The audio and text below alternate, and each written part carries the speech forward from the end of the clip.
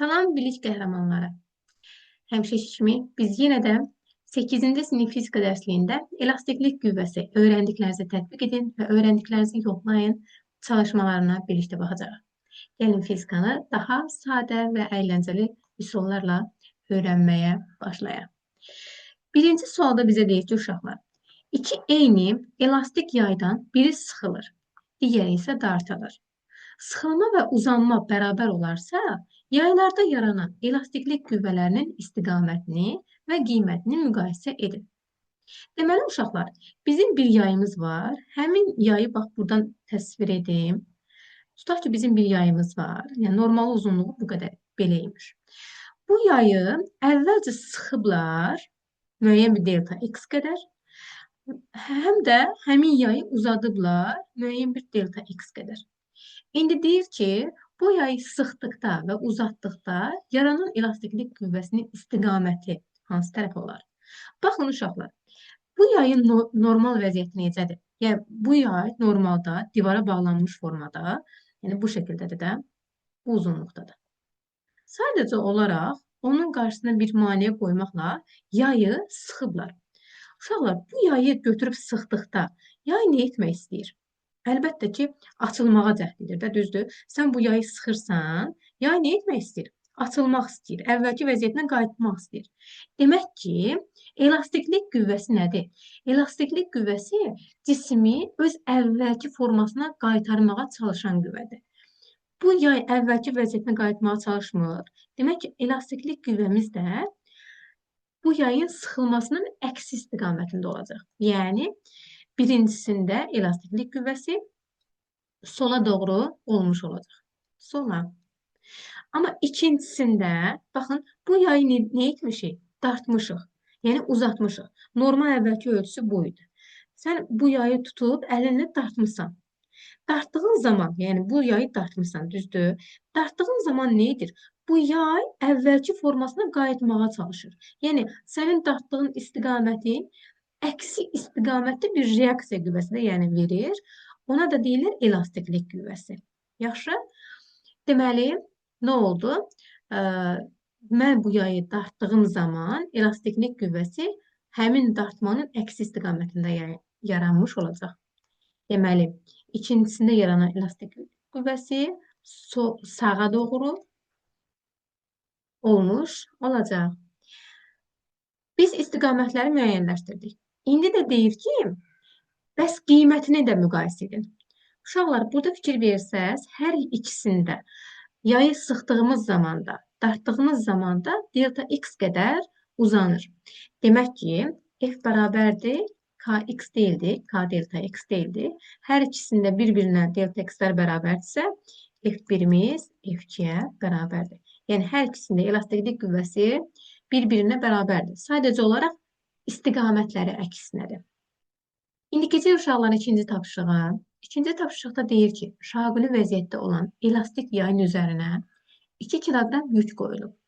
Yayın sıxılması 10 sm olarsa, onun sərtlik əmsalını hesablayın. Baxın uşaqlar, bizə bir yay verilib. Deməli, bu yayın üzərinə, yayımızı təsvir edək. Bu yayın üzərinə 2 kiloqram yük qoyduqda, yay müəyyən miqdar sıxılır, düzdür?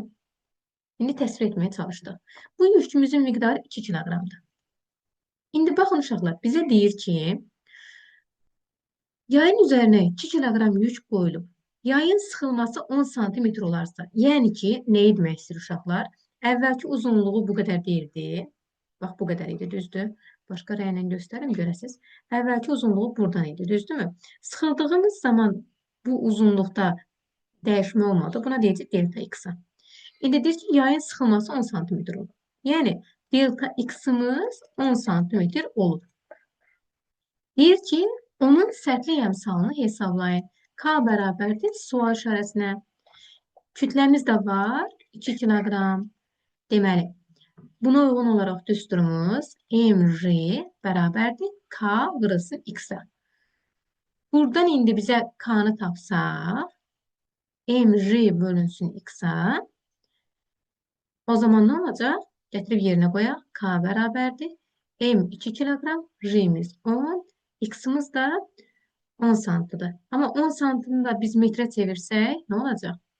10 vurulsun 10 üstü mənfi 2. Yazaq. Bu 10'lar buradan ixtisar geçecək. 2 vurulsun 10 üstü müsbət 2. Çünki mənfi 2 yuxarı qalxanda müsbətləşir. Demək ki, bizim K sərtliyi əmsalımız 200 Newton bölsün metrə bərabər imiş. Bax, belə uşaqlar. Yəni, əvvəlki vəziyyəti və sonraki vəziyyəti.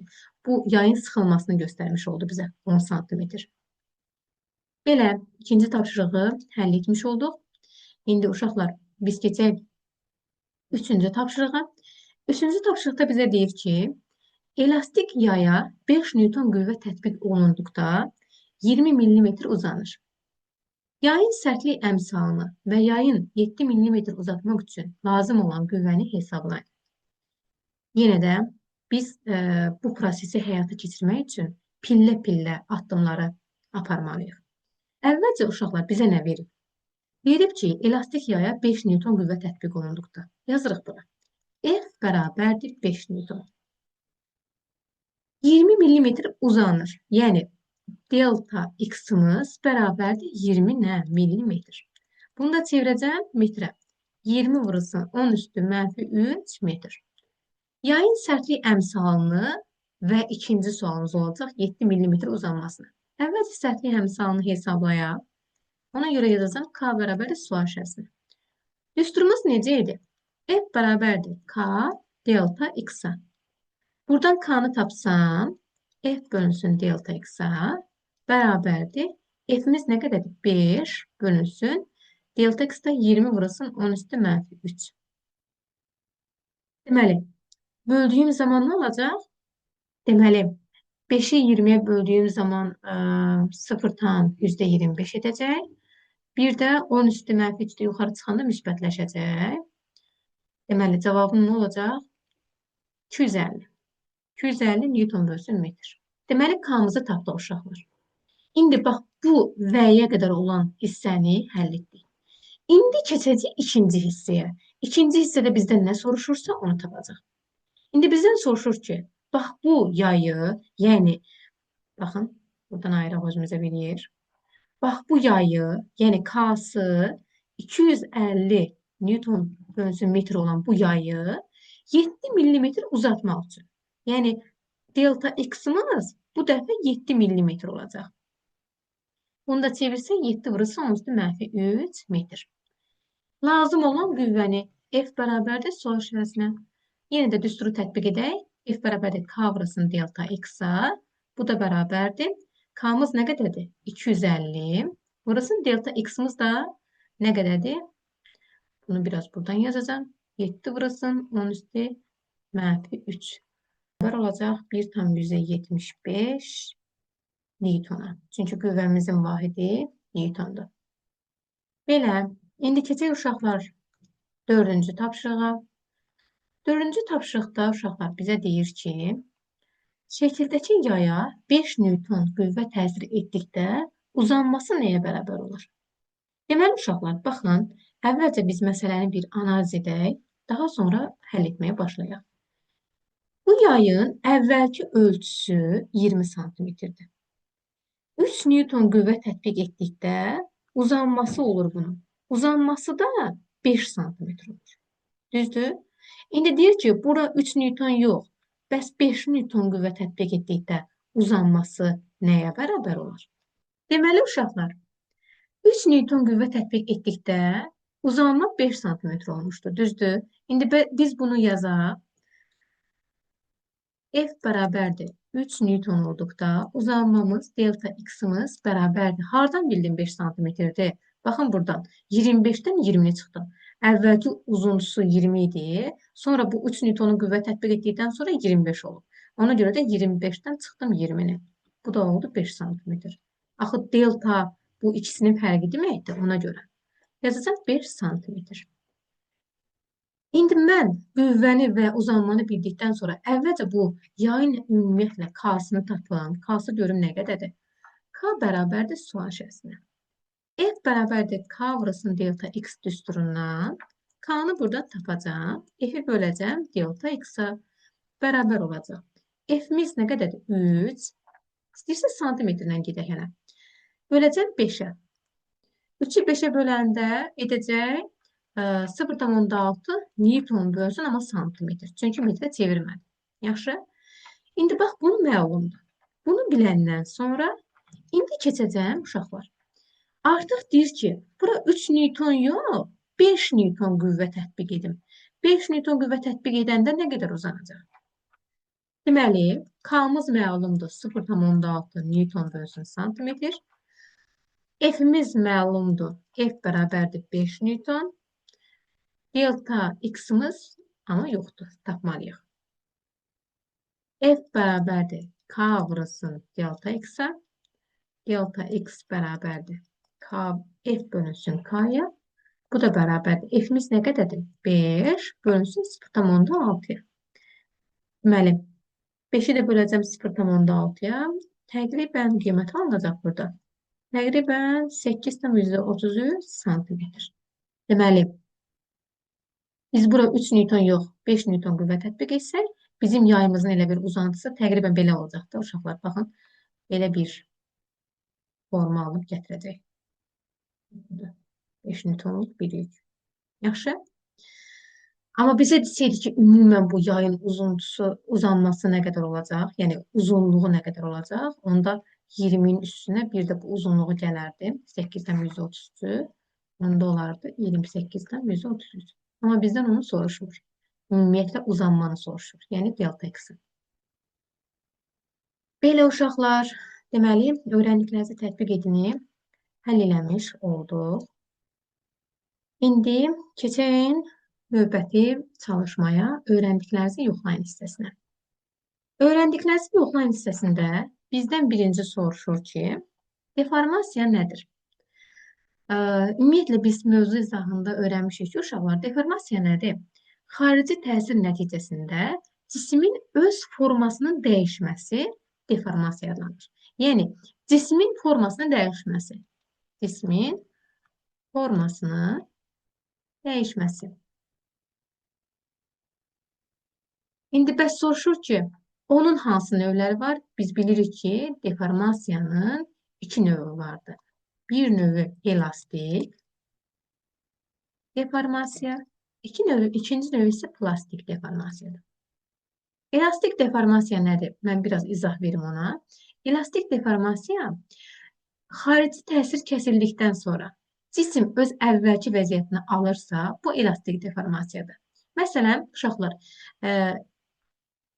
xəttkeş, dəmir xəttkeş və yaxud da ki, taxta xəttkeş götürdüyünüz zaman əlinizlə biraz onu sıxsanız, sonra əlinizi buraxsanız, əvvəlki vəziyyətini alacaq, düzdür? Demək ki, bu zaman elastik deformasiya baş vermiş oldu. Amma elə deformasiyalar da var ki, məsələn, kağızı götürüb əlinizlə əssəniz, o kağız açılıb əvvəlki vəziyyətinə qayıdır, əvvəlki kimi düz olur.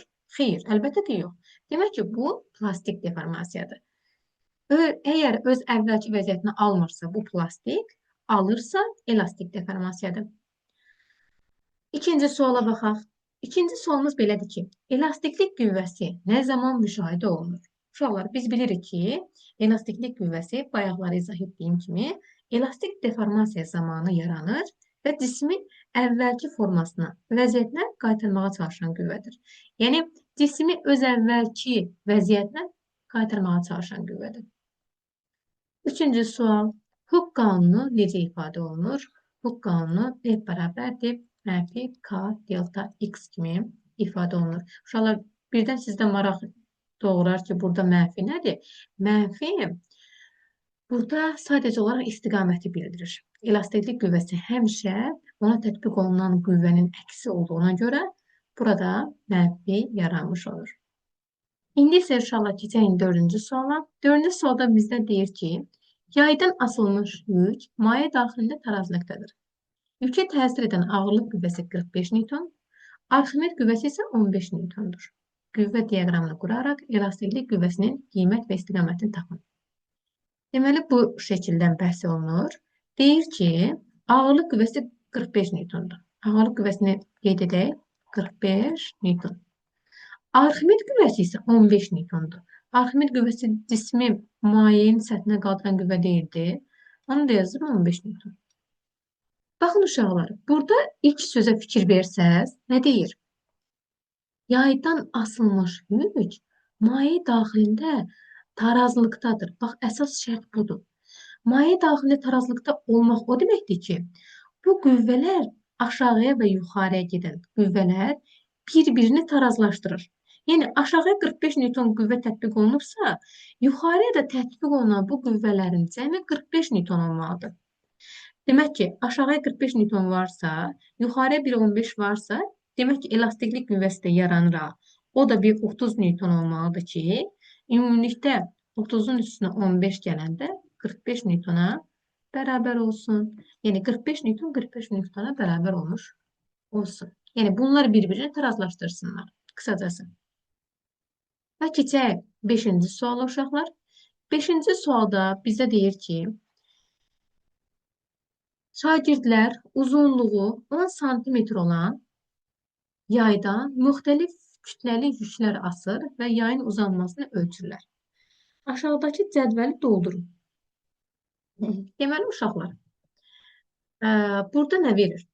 Deyir ki, yaydan asılmış yükün kütləsi 100 qramdır. Deməli, yükümüzün kütləsi 100 qramdır. Bu bərabərdir 0,1 kiloqrama. Yayın elastiklik qüvvəsi 1 Newton olarsa, asılmazdan əvvəlki uzunluğu 15 cm və yayın uzanması 5-dir. Deməli, biz bilirik ki, düsturumuz necədir? Əvvəlcə gəlin, ümumiyyətlə, bu yayın K-sı neçədir? K-nı tapaq, çünki K heç vaxt dəyişməyəcək. Və bu K-nı tapmaq bizə asanlaşdıracaq işimizi. K-nı tapmaq üçün də MR bərabərdir KX düsturuna istifadə edək. M-miz var, bəli var. 0,1. Burasının J-miz ona bərabərdir. K-nı tapıram onsuzda. Bəs delta X-imiz nə qədərdir? Burada verir. 5. Buradan K-nı tapsam, 1-i bölərəm 5-ə. Bu da edəcək neçə? 0,2. Nə? Newton bölsün santimetr. Çünki burada santimetrdən getmiş oldum. Yaxşı. Deməli, K-mızın qiyməti 0,2 Newton bölsün santimetrə bərabərdir. Buraya yazaq. Bu heç vaxt dəyişməyəcək. Yəni, eyni yaydan söhbət getdiyinə görə K həmişə stabil qalacaq. Məhz bu K-dan istifadə edərək digər cədvəlləri də doldurmuş olacaq. Deməli, elastiklik qüvvəsini deyir hesablayın. Elastiklik qüvvəsini tapmaq üçün nə edərəm mən burada? Yazdıqlarımı sileyim.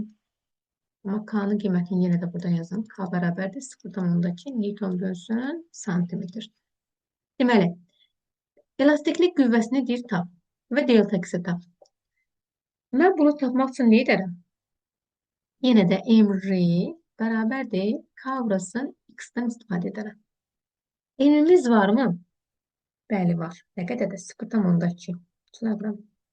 Yazacağım burası 0,2 vurulsun nə? 10. Çünki J-imizin qiyməti 10-dur. K-mızı tapmışdım 0,2. Delta X-imiz nə qədər olacaq? Burada delta yazaq. Onu tapacaq. Delta X bərabərdir. Deməli, nə olacaq burada? 0,2 vurulsun 10 bölünsün 0,2-yə. Bunlar ixtisar geçecək, qalacaq burada 10. Deməli, delta X-imiz 10 santimetr oldu. İndi bunu tapdıqdan sonra elastiklik qüvvəsini tapmağa nə var? F bərabərdir KX deyil. Gətirib yerinə qoysam, K var, bəli, 0,2. Delta X-ini də tapdım. Neçədir? 10-dur. Qoysam yerinə olacaq nə? 2 Newton. F-imiz məlum oldu. İndi yenə də bu hissə üçün prosesi yenə də təkrarlayacaq. Təkrarlayalım uşaqlar. Yenə də MR bərabərdir K delta X-a. M-miz var, bəli var, 0,3. Qoyaq bura, 0,3. J-imizin də qiyməti 10. K-mızı tapmışdıq 0,2-dir, bax bu. 0,2 vurulsun delta X-imiz yoxdur, onsuz da onu tapırıq. Delta X bərabərdir. 0,3 vurulsun 10 bölünsün neçə? 0,2-yə. Bərabərdir. 3-ü böləcəm 0,2-yə. Bu da edəcək 15 cm. Deməli, delta x-imiz nə qədər oldu? 15 santimetr. İndi f-mizi tapsam, f də bərabərdir k vurulsun delta x-a. K-mız nə qədərdir? 0,2 vurulsun 15-ə. Bu da bərabərdir 3 Newton. Və sonuncusunu da həll edək. Sonuncusunu da həll edək. Hardan həll edək? Əvvəlkini sileyim və burada yazım. Deməli, uşaqlar, sonuncusunda da deyir ki, evimiz var 0,4 kiloqram. Düzdür? Gətirib yerinə qoyaq. EMR bərabərdir K vurulsun delta x-a. 0,4 vurulsun J'miz 10'dur. K'mız tapmışıq 0,2. Delta x'imiz da yoxdur. Hala onu tapırıq. Delta x bərabərdir 0,4 vurulsun 10 bölünsün 0,2. İxtisar geçsək bu da qalacaq 2. 20. Deməli, delta x bərabərdir 20 santimetr. Gətirib burada f'i tapsam, f bərabərdir k vurulsun delta x-a. K'mızı tapmışdıq 0,2 vurulsun delta x-də tapdıq 20. Bu da edəcək 4 Newton. Belə biz bunları həll etmiş olduq. Və B variantında sonuncuda soruşur ki, uşaqlar, cədvələ əsasən elastiklik qüvvəsinin qiymətinin yayın uzanmasından asılı qrafikini qurun və həmin qrafikə əsasən sərtlik əmsalını tapın. Baxın, uşaqlar, bu qrafiki qurduğum zaman fikir versəz, 1 Newton qüvvə tətbiq etdikdə uzanma 5-ə bərabər olur. 2 Newton qüvvə tətbiq etdikdə 10-a bərabər olur. Qüvvəni artıq 3 Newton etsəm, uzanma artıq 15 Newton olur. 4 Newton qüvvə tətbiq etdikdə isə 20 santimetr olub. Yəni, deməyim odur ki, uşaqlar, fikir verdinizsə, qüvvə artdıqca uzanma da artır. Demək ki, F-in delta x-dən asılılığı düz mütənasib asılı olmuş olacaq. Burada sərtlik əmsalını da deyir tapın. Biz artıq sərtlik əmsalını lap əvvəldə tapmış olmuşduq. Bu qədər uşaqlar. Həmişə dediyim kimi, gələcəyiniz sizin öz əlinizdədir. Bu gələcəyi gözəl inşa etmək ümidi ilə gələn görüşlərə dək. Sağ olun uşaqlar.